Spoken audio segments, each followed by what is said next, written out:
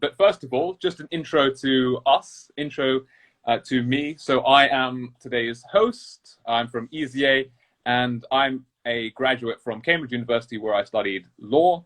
And with us today, we have Zara, who is currently third-year student studying engineering. So over to you, Zara. I guess tell us a little bit more about which college you're at and what you're studying. Yes, I'm at St John's College in Oxford. It's known for being quite central, quite rich. It's one of the main things it's known for. So I'm in my third year studying engineering of a 4-year course. So I've been here a little while in non-COVID times, which has been nice. The other things that I've got up to, I've been quite big in the JCR, so in my college. I was the vice president for a year, so I got involved in that. And that's mainly what I've done in my time. And obviously in the last year, I haven't really been able to do much. And I'm also involved with UniReach, which is how we're involved with EasyA at the moment. I'm looking forward to answering any questions that you've submitted. Yeah, and anybody who has questions during the live, just pop them in and we'll come to those at the end. I realized you mentioned something called the JCR. For anybody who doesn't know what a JCR is, at Cambridge, they stood for Junior Combination Room. Could you explain a little bit? Is that correct at Oxford? Does it also mean Junior Combination Room or Junior Common Room over there? I think for us it's Junior Common Room. So it refers to a few things, but the main one it refers to is kind of the student body, junior meaning kind of undergraduate group. So the kind of 450 people in my college belong to the JCR. And they have student representatives, like I was, who can talk to the college, kind of lobby for things. And it's a really good way to kind of get involved, have your say in a kind of smaller setting compared to other universities, which you can't really have the kind of small group to have your view. It's a really nice kind of community feeling in the college. Cool. Yeah, I guess it's sort of like a student society. And yeah, just one question that actually literally just came up. How do you join the JCR? How do you get involved in it? So everyone automatically becomes a member of their JCR. So that's not a problem. It's like free to join. Everyone just automatically becomes in it for your college. And then if you're talking about joining the JCR committee, elections happen. And then when you kind of go up the ranks of your year, you can naturally join it. We also have, for us, once every 2 weeks, we have a meeting, which is an open meeting. So anyone can come, anyone can have their view. And then you can also kind of put forward your ideas, even if you are not on the committee. You can just say what you want us to kind of talk about in a meeting, which is really fun. Cool. Yeah, I guess that's the sort of the nice, fun side of Oxford. I will ask a question that a lot of people do have. And that is sort of what's the interview like? And also really importantly, what is the craziest interview question that you've ever been asked, or like that your friends have been asked? Like I've heard stuff where people have been taken into the interview and they've been asked like, is this chair real? How do you know that this is real? Like, are we, basically like really out of this world stuff? Like, how do you even answer a question like that? Did you experience anything like similar at engineering, or have you had any like nightmare stories? So a quick note about science interviews and kind of STEM interviews, which is so different from humanities. And you hear those questions like, is a chair real? And no science student really gets asked those crazy, wacky questions. You get told to like have a piece of paper and answer some questions on it. And they can be difficult. So a kind of difficult question someone got asked for a physics interview that I heard was about like estimate the number of, it was like argon atoms in the world. And then they said, and now guess what it would be like on if another planet with an atmosphere, or something like that. And there was no right answer. But my craziest story that I've heard is actually about me. And it was not in an interview, but just before it. So it was in another college, not the one I'm in now. And I had to go sit on a chair because I was waiting for the last person to come out. And there was a sign on the chair that said, this is a very difficult interview. Do not expect to answer any questions. Do not be scared if you can't do it. It will be difficult. And like, it was meant to be reassuring, but obviously the person who wrote it didn't realize that it was going to be terrifying. And you had to like sit on the sign to try and like, it was on the chair, you couldn't ignore it. And the person who came out before me just like shook his head at me and said, that was really difficult. And then I had to go straight in with the people he just left. And it actually turned out to be okay. It was a much harder interview, but it was, still a normal interview. It wasn't the hardest thing I've ever done in my entire life or anything. So cool. That was definitely my scariest story. Yeah, that's not too great. But again, it's not really a nightmare one, I suppose. Like, it's probably a bit scary, but it's not like people who go in and it's you and another. Well, often it's done with like two other interviewers, and then they're being just like grilled for like half an hour, an hour. I actually had one friend who went up to his Oxford interview, and I think the interviewer started laughing at him. So that's sort of not a good experience to have. But that's not to sort of put anybody off. I think that's a very rare situation, and that you will hear some of these horror stories that are lurking around there. But I think generally the interviewers genuinely want you to do well, and they sort of, they'll try and warm you up with a couple of questions to start off with. I'm sort of from a law/humanities background. I'm guessing it's sort of similar for STEM and sciences, right? Before in our kind of pre-meeting chat, they said, we will definitely ask you the question, why do you want to do engineering? We don't care about your answer, we just want to make you feel okay. And they just came up front about it. And actually someone who does engineering at this college now cried and had a panic attack in her first interview, couldn't really cope with it at all. And then they just said, don't worry, come back in the afternoon and just do it again. And then she did, and she's here. Like, they didn't like get put off by her just panicking in her first interview. So they definitely want you to succeed. They're humans, and I now see them like on a day, or used to see them on a daily basis. So it's not as intimidating as I felt at the time as well. So yeah, they're not really awful people, are they? No, not at all. Cool. I guess, on that topic, what are some things that you wish you would have known, like when you were going through the applications, or when you were doing the interview, or even after the interview? Like, something where looking back now you thought, oh, if only I'd known that, it would have been so much easier, I would have been less stressed out, stuff like little nuggets of information like that. The biggest thing that I've learned being in Oxford is actually that I didn't need to be in Oxford. I see my friends in other universities, and I was so stressed in the application process, thinking I really, really want to go to Oxford. This is what I want. What will I do if I don't get in? And the answer would be, just do something else. My life wouldn't have been different. My life would have been different, but it wouldn't have been worse necessarily. It just would have been different. And I wish I didn't put that pressure on myself to just think it's the only way. And I had 4 other really good universities that I put down, and I could have gone to them. It wouldn't have, been a bad thing. It's just a different thing. Yeah, absolutely. I think it's easy to just get fixated on that one university, but in reality, you'll be able to enjoy wherever you go. The one difference, I suppose, is that offers for Oxford and Cambridge are generally harder than other universities. And one question that we did get earlier today in the poll that we put up was, what GCSE results and A-level results do you need to get in? And then I guess as a follow-up to that, we had a question from Drew, which was, it was about how to stay motivated, which we'll come on to in a bit. But we had a question from another participant in the poll who was asking a little bit about picking the subject. So I guess, first of all, what sort of GCSE/A-level results do you need to get in? Do you need are they super, super difficult? What sort of level do you need to be aiming at if you're, let's say in year 11, you're going through your GCSEs, or you're in year 10 /13, sort of going in, and you're thinking of applying, you're thinking, what grades will I actually need to get in? So I can't really say much about GCSE results. We don't talk about them, so I just don't know what the general consensus of GCSE results are. But I know a lot more about A-level results. So I looked at Oxford and Cambridge. The engineering courses are very similar. And there's actually a really big difference in that Oxford have standardized grades. So for engineering, I knew I was going to get a 2A stars and 1A offer.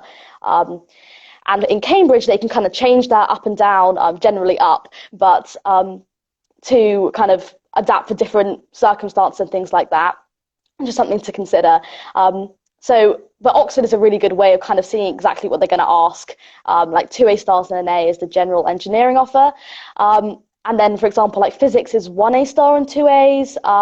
So they all kind of differ a little bit.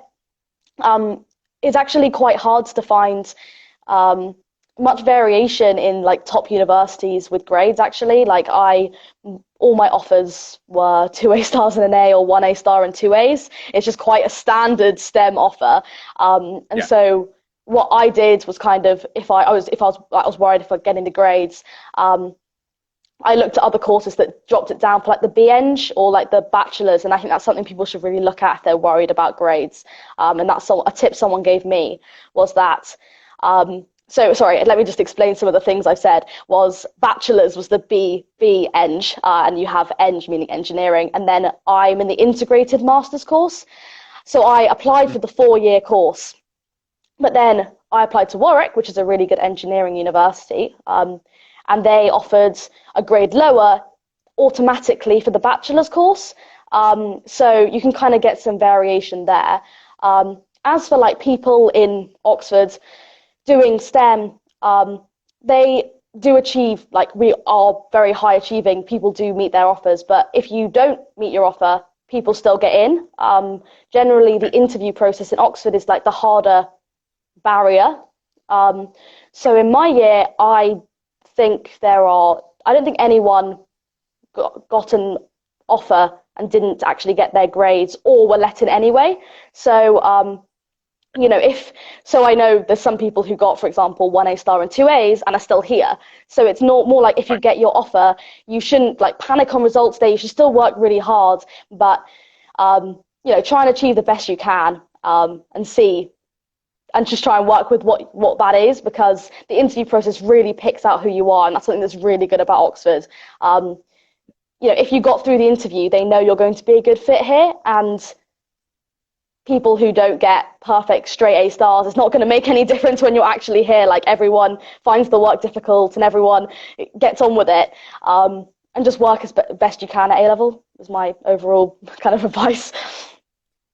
Yeah, that's great. And I guess on that note, we sort of just had a question from Drew, who asked, do you think being a non-white / other minority backgrounded person affects being accepted and being given an offer? So yeah, that sort of ties into the interview process / offers. What are your thoughts on that? Or do you sort of, what would you say in response to that? So I didn't think there were any disparities in being a non-white person applying. I mean, my interviewers, looking back, like there was some non-white people who were interviewing me as well. And I think if you go into STEM, there are a really diverse, like not gender, but really diverse, racial ethnicity, like profile across the professors, which is like really nice to see. There is less so on the gender side, and I think that is actually a bigger barrier than being non-white. There is so many different ethnicities in Oxford and across universities that you can just find people that you click with, and I wouldn't say that I know anyone who finds that a barrier. This wasn't quite the question, but about the gender side of it, which is really important. There's been real work being put into it, and there's kind of they made sure that in my interview there was a woman giving in the panel, even though we don't have a female tutor. They intentionally got another college to make sure there was a woman in my interview, and not just mine. Like male interviews and female interviewees had a female interviewer to make it more fair, which I think is really good. And about being given offers, I don't think they look at that. They look at your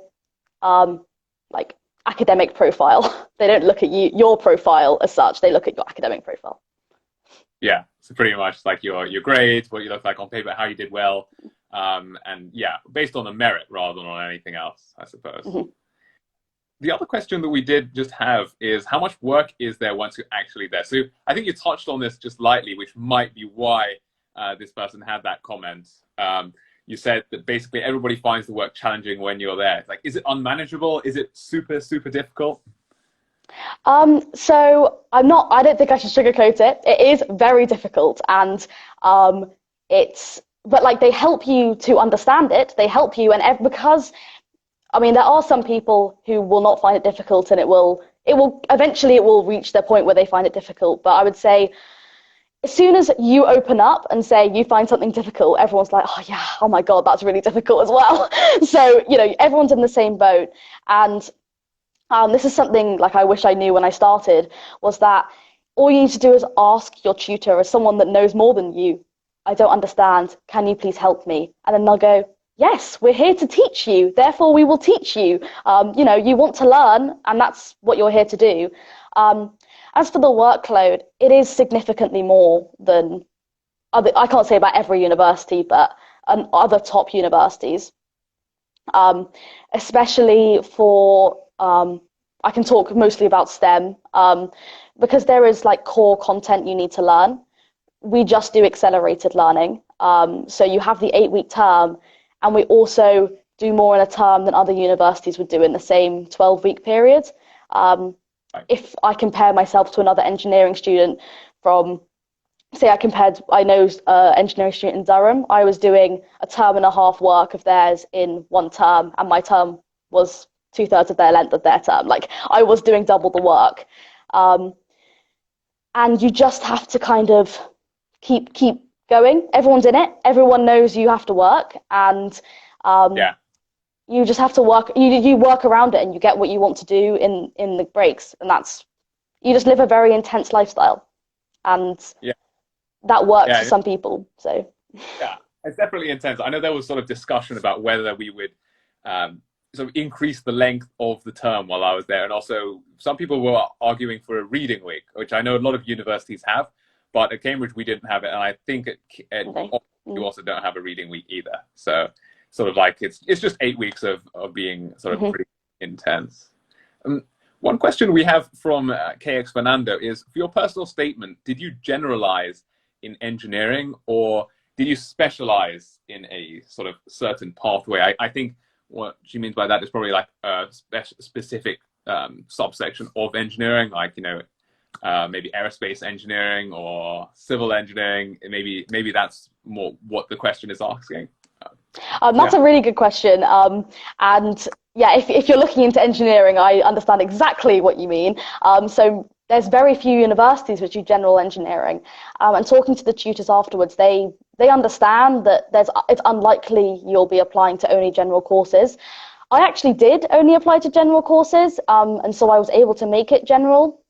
But I think there's 7 in my college who do engineering, and I think I was the only one who did that out of the 7.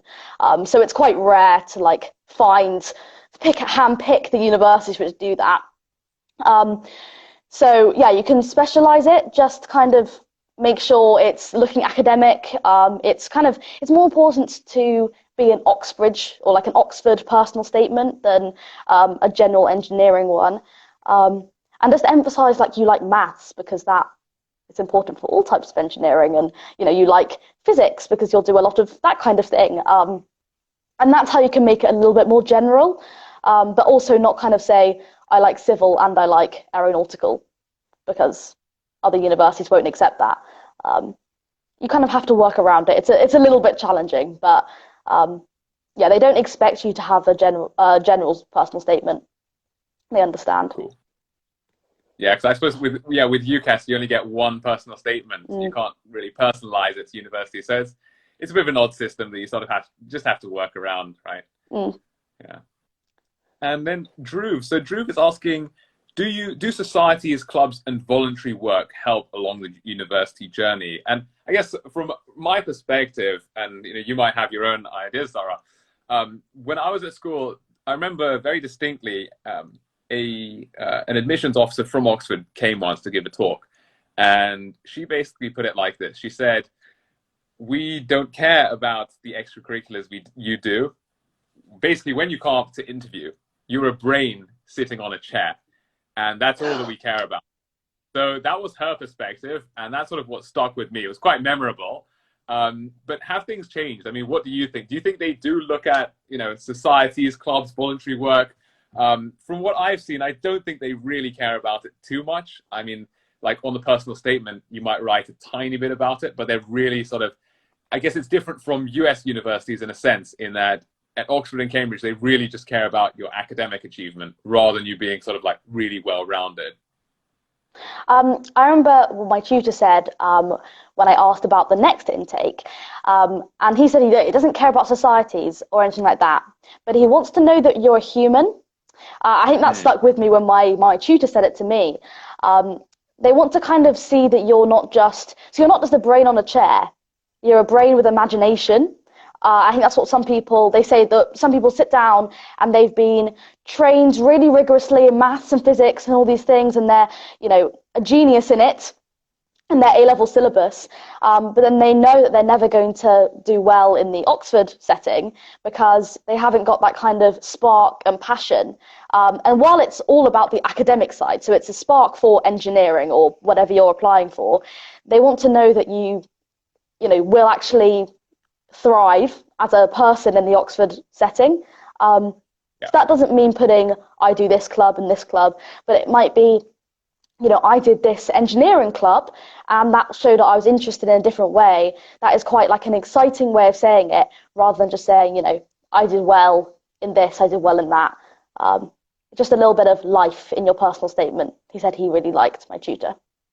Yeah, I mean, at the same time, I think that probably sort of answers the second question, which Drew did have as well, which was about how you keep motivated. Because I guess if you do have other things that are going on, that's going to help you stay motivated. So even if you're studying engineering, you're not just like doing engineering 24/7. You're sort of able to take a break, maybe do some sports, maybe do some stuff. I guess you're doing stuff with the JCR. And so that will help you keep motivated. I mean, do you have any personal tips for like, staying away from distractions, which I suppose is the other side of the coin, which is sort of pretty much like, you can stay motivated by having distractions and other things going on, but how do you actually stay focused when you need to be focused? I have just become more focused the more work I've got. I know that's not the most helpful tip. What I generally do is so it's very easy to let work kind of take over when you have a lot of it, and get really stressed. And so I think I've kind of trial through fire on the fact that if you don't do the work, I just know what the consequence is going to be, which is I will end up doing it. I'll just end up doing it later in the night, or I'll end up being really stressed about it. And I think that's what I always do is I kind of make a list of all the things I need to achieve, and then I work out how much time I have to do the things that I have to do in. And then if I can procrastinate and spend a day like on my laptop, then I can do that and I shouldn't feel guilty about it. And it's really separating the time, which is, actually I have to knuckle down here. I have a lot of work to do. Let's just get on with it. So I can potentially have a day in the future where I can just procrastinate, because I'm not perfect. I'm not going to not procrastinate ever. It's just kind of balancing the time when you can and when you can't, to try and get it right. Yeah, no, I think that's really, that's absolutely right, because you can't always just be working 24/7, but when you do need to knuckle down, get down to it. And I guess you're also in your third year, so you pretty much refined and finessed your technique. If you're just in first year, you're probably just sort of getting to grips with work-life balance, and also just sort of figuring out when to do work, when not to do work, and how to juggle it all together. So good you've already had those first 2 years to figure that all out. Dhruv, then I think so. We'll take final question from Dhruv just here at the end, and then we'll have we'll just end with something fun, which will be crazy Oxford traditions. But yeah, just taking Dhruv's question then: is university for everyone, and what's your opinion on taking other routes? I think pretty much probably in a STEM background that will be more relevant as well, because I know there are different ways that you can go down. Like you can go down the vocational route as well, and maybe there are some pathways into engineering which aren't like going through university. Absolutely. I mean, I can speak for engineering in particular. Like apprenticeships take a whole new meaning in engineering, and there are loads of amazing apprenticeships and things like that. And it's worth having a look at. The reason I chose university was because I knew I was going to get on with like the social side. I also enjoyed studying, which is something that not everyone does, and I enjoyed school. And if you don't enjoy that, you might enjoy university still, but it's something to really think about, because university isn't for everyone, and university is not for everyone. Oxbridge is a subset of the university people, because it is, again, another step up. It's another different lifestyle choice.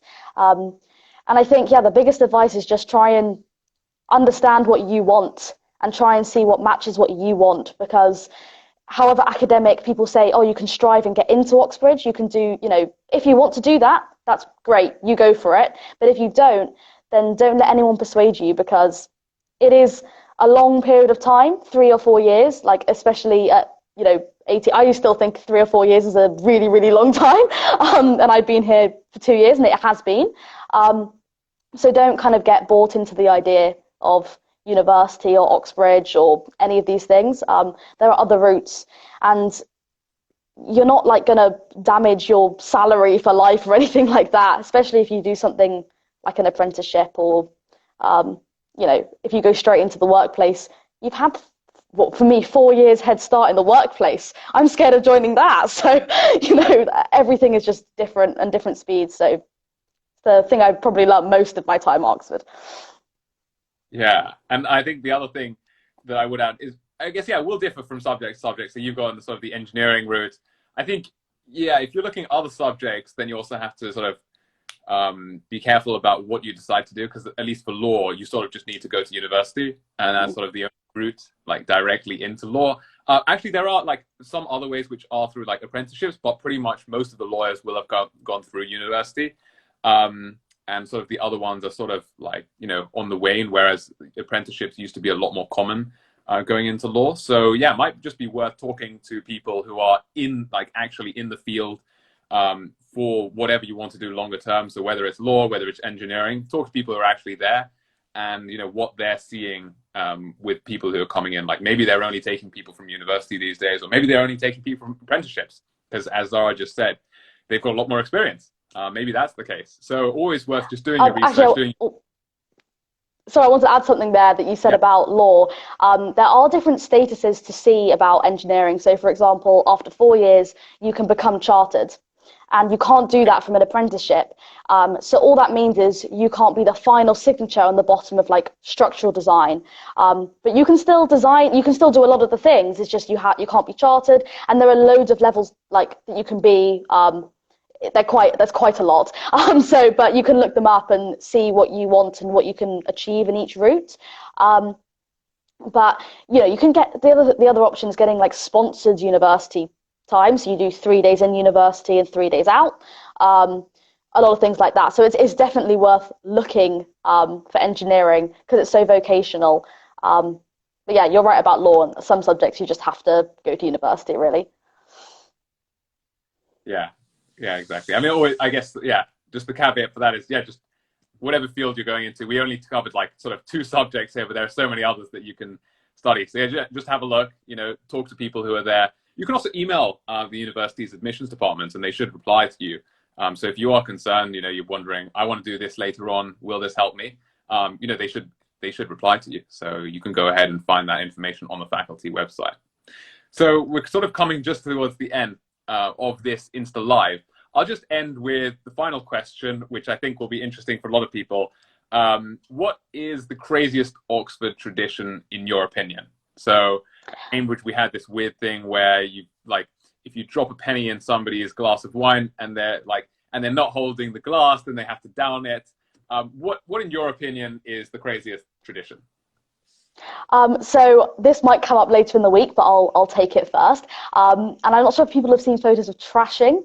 So we wear our gowns and our sub-busker shirt and black skirt or trousers to our exams.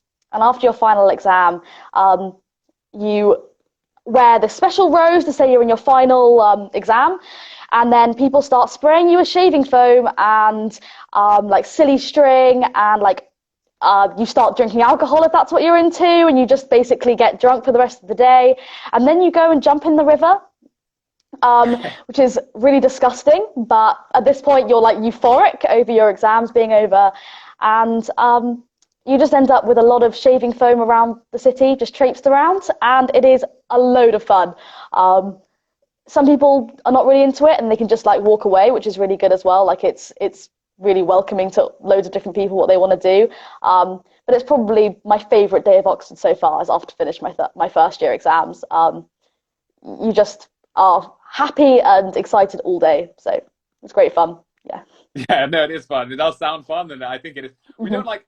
It's different because at Oxford you have to wear your gowns, like, and your whole like all of that stuff into the exam. So I guess that doesn't that get a bit ruined, especially as you've said, if you jump into the river, like, isn't your suit and everything just like destroyed? So I intentionally brought my like year 11 shirt to university to make sure I could wear that shirt when I jumped in, like my really disgusting one that I wore at school for 5 years. And yeah, it does get kind of gross, and all of us ended up we just take a shower in the same clothes, and so you make sure there's no like river water still there, and that was also quite disgusting. The other thing, you have to take your mortarboard, so that square hat, you see like US university people like flipping the thing over the top. You have to bring that to your exams, but you're not allowed to put it on ever until you graduate. So you have to take it, otherwise you're not in official uniform and you might get sent back. But it's bizarre. That's a strange tradition. That's an odd one, yeah. It's sort of like, pretty much vestigial. Well, not quite vestigial, because you'll use it at some point, but there's just sort of no point at the time that you have it. Yep. Super. Well, yeah, no, I think that's definitely something that's interesting. I can see from the comments that everybody enjoyed that fun fact. So thank you for sharing that, Zara. And thank you for being here as our guest today as well. Before we wrap up, I'll just say that, so we're collaborating EasyA with UniReach, and we have a sign-up form so that if you enjoyed today's session, you can connect with a mentor from UniReach who will be able to do sort of pretty much what we did today, but one-on-one with you. And UniReach will match you with a mentor like Zara, or specific to the subject that you want. So if it's engineering, you might get Zara. And if it's law, you might get somebody else who's currently studying it. Although at Oxford, I think they call it jurisprudence, which is, again, probably another weird old tradition. But anyway, you'll get connected with a mentor, and they'll do it within 24 hours. So anybody who's watching wants to get connected with the mentor sort of so that they can ask them all of those questions, go ahead and sign up on the sign-up form. You'll be able to find it in our bio, on EasyA's bio, and also if you head over to one of the posts that UniReach and EasyA shared, you'll be able to find it there. So definitely do go ahead and sign up via that form. And I will also say that, so the other way that we're collaborating with UniReach is through the EasyA app. So if you go ahead and download the EasyA app, you'll be able to connect with a mentor who can help you on the academic side. So let's say you're struggling with a maths question.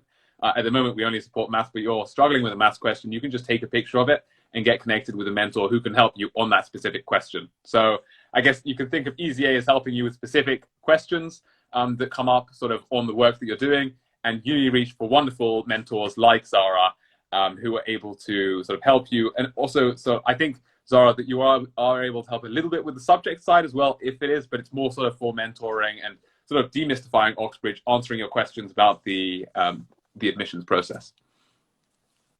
Yeah, that's exactly it. And we're happy to help. So definitely hit us up. Cool. Perfect. Yeah, well, thank you very much, Zara, for your time. It's been a real pleasure to have you on the show today. And for anybody else who wants to see more, we have one of Zara's colleagues joining tomorrow evening, and we'll be going through similar questions. We'll be putting up a poll again just before so that you can send in your questions, but make sure to tune in. And otherwise, have a wonderful evening. Thank you again, Zara, and enjoy the rest of your day. Thanks. Bye. Bye-bye.